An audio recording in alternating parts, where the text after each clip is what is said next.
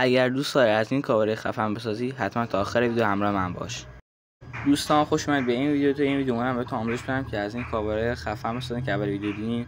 خب دوستان اولین نکته اینه که سایز عکستون رو درست کنید که بهترین گزینه 1:1 که در پیکسارت هم میزنتش مربع و عکسای لازم رو اضافه میکنی که این گرادینت ها من رنگ‌های مختلفش رو در کانال تلگرام و روبیکام برای شما قرار میدم.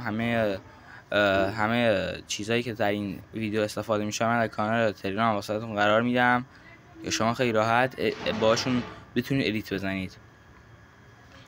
خب و باید شما یه پس زمینه واسه این متنتون بیاین انتخاب کنید که من این دو تا پس زمینه رو انتخاب میکنم، این و این یکی.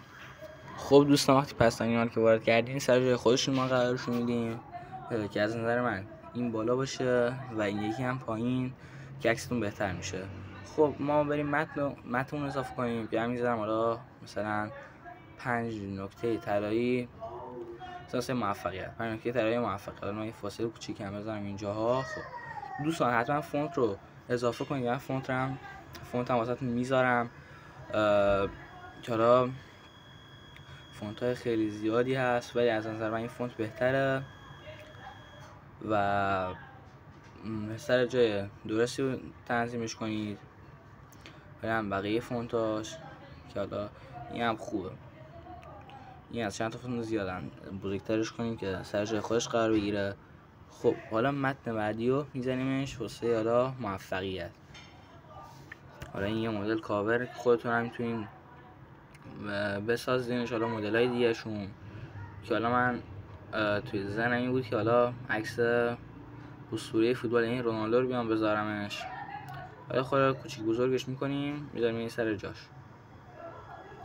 تنظیمش کردیم دوستان ببینیم که چه رنگی واسش بزنیم که من چند تا رنگ طلایی اینا واسهتون میذارم داخل کانال تلگرامم و کانال روبیکا که میتونید از اونها استفاده کنید که واقعا هم زیباش میکنم که حالا این طلای از نظر من واقعا خوشگله و این هم حالا میتونیم یه طرح ساده از نظر من روش بزنیم. حالا یه چیز قرمز با سایه های یه حاشیه قرمز با سایه حالا مشکی، ولی حالا فرقی نداره قرمز باشه یا مشکی.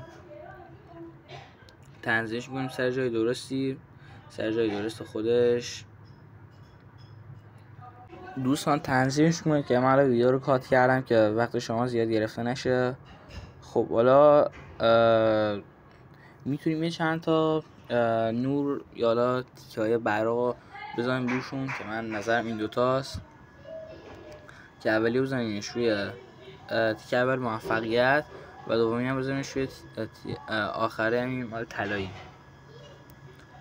دوستان اینم از این ویدیو، امیدوارم که خوشتون اومده باشه. لایک و کامنت فراموشتون نشه. از کانال منو دنبال و سابسکرایب کنید. درخواستی چیزی دارین بهم بگین که من حتما ویدیوشو میسازم. تا ویدیو دیگه خدا نگهدارتون باشه.